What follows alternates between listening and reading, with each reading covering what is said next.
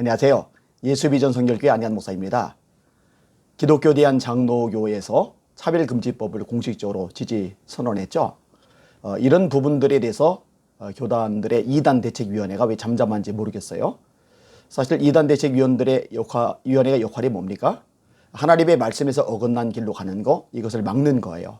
이단 정죄가 주 목적이 아니라 이런 과정을 통해서 이단이 빠지지 않도록 막는 것, 또 이단으로 기울어간 사람을 돌이키게 하는 것, 이게 이단대책위원회의 본질적인 목적입니다. 그렇다면요, 작은 단체나 또 개인에게만 이단 정죄를 내릴 게 아니라 교단을 향해서도 또 커다란 단체를 향해서도 하나님의 말씀에서 어긋났다면요, 제대로 된 목소리를 내야만 합니다. 이런 면에서 왜 기장 측에 대해서 잠잠한지 이해할 수가 없습니다. 목소리를 내야 됩니다. 그래야 용기가 있는 겁니다. 만약에 기장 측이 말씀에서 어긋나는 것을 이렇게 주장하고 있음에도 불구하고 아무 말을 하지 않는다면 이단대책위원회에 대해서 신뢰를 가지기가 어려워요. 세력이 크고 영향력이 있는 단체를 향해서는 말도 못하는구나, 힘이 없는 대상들만 이단 정죄하는구나, 이렇게 평가를 받을 수가 있기 때문입니다. 기독교 대한장로회가 동성애에 포함된 차별금지 법안 공식 지지 성명을 냈잖아요. 그 내용을 제가 읽어드릴게요.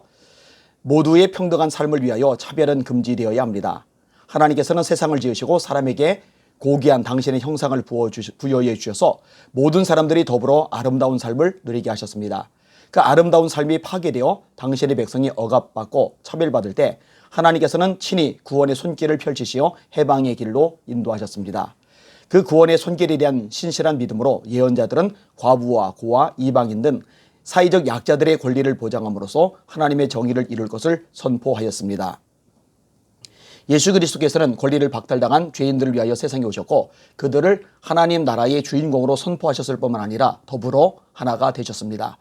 그리스도 안에서 어떤 차별도 용인될 수 없다는 사도들의 일관된 가르침은 바로 예수 그리스도의 행적에 근거합니다.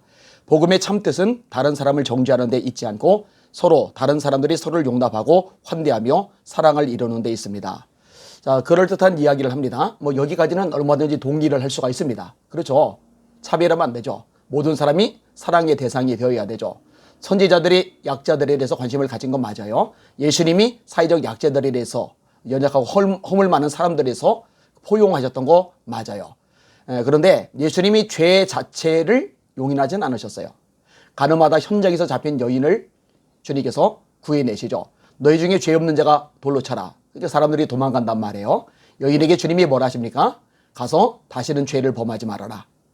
용서는 하시되 사람 자체를 용납은 하시되 죄 자체를 인정하는 건 아니에요. 차별금지법이 왜 문제인지 아세요? 동성애자들 차별하라는 게 아니에요. 박대하고 핍박하라는 얘기가 아니에요. 그들 사랑해야죠. 그들도 구원의 대상이죠. 그런데 죄 자체를 허용하라는 건 아닙니다. 죄 자체를 합법화하는 거, 그건 안 되는 거예요. 차별금지법안은 죄 자체를 합법화하는 것이고 죄를 죄라고 말할 경우에 오히려 차별을 받게 되는 역차별을 발생시키는 겁니다.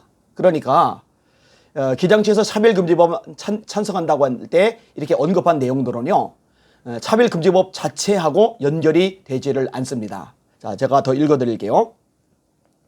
모든 사람이 각기 존엄한 존재로서 그 어떤 조건에 의해서든 차별을 받지 않고 평등한 삶을 누려야 한다는 것은 오늘날 세계 모든 사람이 따르는 보편적 인권의 요구이기도 합니다. 인권이 참혹하게 유린당한 대전장의 참화를 겪은 인류는 국제연합의 세계 인권선언을 통해 보편적 인권을 전 세계인이 따라야 할 가치로 확립하였습니다. 뿐만 아니라 시민적 정치적 권리에 관한 국제규약 및 경제적, 사회적, 문화적 권리에 관한 국제규약을 통해 각 나라가 보편적 인권을 실정법 수준에서 확실히 보장할 것을 요구하고 있습니다. 나아가 어린이, 여성, 난민, 소수자 등과 관련한 각종 규약을 통해 인권 보장의 실효성을 높이기 위한 노력을 지속하고 있습니다. 보편적 인권의 보장, 일체의 차별 금지는 오늘날 성숙한 인류 문명의 요구입니다. 그렇죠. 난민 보호받아야 되죠. 여성 보호받아야 되죠. 난민 보호받아야 되죠. 소수자 보호받아야 되죠. 그리고 현행법 안에서 이미 보호를 받고 있습니다. 이미 보호를 받고 있다고요. 독재체제하에서 극심한 인권 유린을 경험한 한국 사회에서 보편적 인권의 보장과 일체 차별 금지는 절실히 요구되고 있습니다. 정치적 차원에서 민주주의가 진전되고 여러 분야에서 인권 신장이 이루어졌지만 아직도 한국 사회의 인권 보장은 충분하지 않습니다. 여전히 성차별이 온존하고 있고 노동사회의 차별은 세계적으로도 악명이 높습니다. K방역으로 코로나19 위기에 모범적으로 대처한 것으로 평가받고 있지만 이것도 엉뚱한 소리죠. K방역이 뭐가 모범적입니까? 그 배후에는 차별받는 노동자들의 고통이 가려져 있습니다. 일상적 삶 가운데서 우리 사회 구성원 절대다수가 여러 형태의 차별을 겪고 있습니다. 사회적 소수자에 대한 차별과 혐오 역시 심각한 수준입니다. 따라서 일상적 삶의 평화를 이루고 진정한 민주주의를 이루기 위해서 각종 차별은 철폐되어야 하고 누구에게나 완전한 인권이 보장되어야 합니다. 인권이 보장되어야 된다고 해서 차별금지법 통과시키고 차별금지법 통과를 통해서 동성애를 합법하고 더 이상 죄라고 말할 수 없게 만드는 거, 그건 아니죠. 인권은 인권이고 죄는 죄입니다.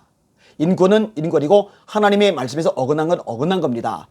세계가 그렇게 흘러가는 거는 이해할 수 있다 쳐요. 유엔이 그렇게 흘러간다, 그럴 수 있다 쳐요. 국가인권위원회가 그렇게 흘러간다, 그럴 수 있다 쳐요. 진보단체들이 그렇게 흘러간다, 그럴 수 있다 쳐요. 그러나 적어도 기독교라면, 적어도 교회라면, 적어도 교단이라면 하나님의 말씀에 어긋난 죄까지 합법화시키는 처사에 대해서 동의하거나 지지를 선언할 수는 없는 겁니다. 이게 이단이죠.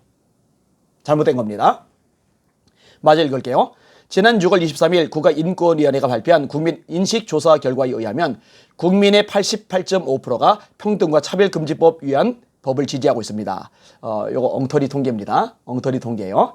동성애 항목에 들어간 상태로 제대로 알리고서 통계를 내린 자료들은 검색해보면 많이 뜹니다. 국민들 대다수가 반대를 합니다. 왜 이렇게 교단이 거짓말까지 할까요? 그럼에도 불구하고 지난 10여 년간 차별금지법 제정이 여러 차례에 걸쳐 좌절된 것은 유감스럽게도 일부 종교계의 반대 때문이라는 것은 잘 알려져 있습니다. 다른 존재를 용인하고 받아들여야 할 복음의 정신이 정죄의 논리로 오도되고 있습니다. 다른 존재를 용인하는 것 당연히 용인합니다. 근데 죄를 용인하는 건 안 됩니다. 계속 반복합니다. 죄는 죄입니다. 죄와 싸우되 피 흘리기까지 싸우라고 히브리서에 말씀을 하죠. 오른 눈이 범죄하면 빼버리라고. 두 눈을 가지고 지옥에 떨어지는 것보다 한 눈을 가지고 영생에 들어가는 게 낫다고 예수님이 말씀하셨어요. 이 죄에 대해서 성경은 굉장히 심각하게 다룹니다. 우리는 그 반대 이유가 성적 지향과 관련되어 있다는 것을 압니다. 그것이 신앙의 정통 안에서 논란의 여지가 있는 것으로 여겨지기 때문입니다. 신앙의 입장에서 이에 대해 앞으로 깊은 숙고와 더불어 견해를 달리하는 이들 사이에서 충분한 대화가 이루어져야 할 것입니다. No. 하나님의 말씀이 아니라는 건 아닌 거예요. 하나님의 말씀이 옳다는 건 옳은 거예요. 이거는 대화의 여지가 없습니다. 대화에서 바꿔가고 고치고 이럴 차원이 절대로 아닙니다. 하나님의 말씀은 절대적인 겁니다. 이걸 버리면 기독교인이 아닙니다. 기장을 제가 왜 자꾸 이렇게 처리해야 된다고 이 부분에서 강력하게 권고하고 또 시정하도록 요청해야 된다고 이야기하는지 아십니까? 이거 제대로 못 잡아내면요 미국 꼴 나기 때문입니다. PC USA 미국 장로회 차별금지법 동성애 다 통과를 시켰죠. 우리도 그 꼴 되는 거예요. 미국 선거에도 마찬가지죠. 우리도 그 꼴 되는 거예요. 지금 제대로 쐐기를 박지 않으면요 한국계 전체가 망가져 버릴 것이기 때문입니다. 마저 읽을게요. 자신의 의지와 상관없이 주어진 어떤 성적 지향을 두고 곧바로 정죄하는 태도가 과연 복음의 정신에 부합하는지 살펴봐야 합니다. 선천적이다 얘기하는 거죠. 동성애자들이 주장하는 거 그대로 주장하는 거예요. 아니에요. 자신의 의지와 상관없이 주어진 성적 지향이 아닙니다. 이건 자세히 다룰 시간은 아니니까 건너갈게요. 예수 그리스도께서 이런 양을 찾아 나선 것은 한 영혼의 소중함 때문이었습니다. 자, 이런 양 찾았어요. 죄인이 돌아왔어요. 그럼 죄인을 찾았으면 그게 다냐? 그 죄인은 죄를 버리고 이제 말씀대로 살아야 돼요. 동성애자들도 찾아요. 주님의 사랑의 대상이에요. 그들이 주님의 품 안에 돌아왔어요. 그러면 동성애를 버리고 죄악을 버리고 말씀대로 살아야 돼요. 그게 성경적인 겁니다. 그게 예수님이 죄인들 대하시는 방식입니다. 사도들도 마찬가지고요. 한 영혼의 소중함을 아는 그 마음이 바로 인권 존중의 밑바탕입니다. 그리스도인은 먼저 그리스도의 마음으로 소수자를 비롯한 우리 사이의 소수자들을 대할 수 있어야 할 것입니다. 사회적으로 차별받고 배제되어 온 이들의 아픔을 외면하지 않기를 바랍니다. 그리고 차별을 겪고 있는 사회적 소수자들, 나아가 어떤 이유로든 차별을 겪고 있는 모든 사람들에게 공평한 삶을 보장하는 법과 제도가 갖춰지기를 바랍니다. 제21대 국회는 평등 및 차별금지에 관한 법률을 반드시 제정하기 바랍니다. 이게 기장의 실체입니다.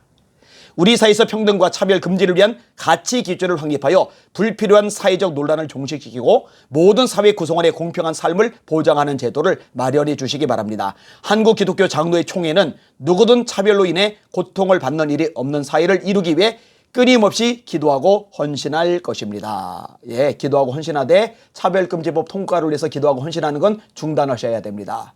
각 교단 이단대책위원회 멤버 여러분들 부탁을 드립니다. 간곡하게 요청을 드립니다. 이거 걸고 넘어가셔야 됩니다. 만약에 침묵하시면 직무유기가 될 것입니다. 하나님의 말씀에서 어긋나는 거는요, 크든 작든 문제가 되는 거예요. 개인이든 단체든 문제가 되는 거예요. 틀린 건 틀리다고 말을 할 수 있어야 됩니다. 말씀에서 어긋나건 바로 잡아야 됩니다. 그렇지 않으면 한국교회가 죄로 물들게 되고 하나님의 심판을 받게 될 것입니다. 지금 대한민국이 굉장히 어렵죠. 한국교회가 굉장히 어렵죠. 이게 죄 때문이라고 생각하지 않으십니까? 성경이 분명히 말씀하잖아요. 죄 때문에 대가를 치른다고요. 잘못된 지도자를 세우는 것도 죄값으로 주시는 형벌 중에 하나입니다.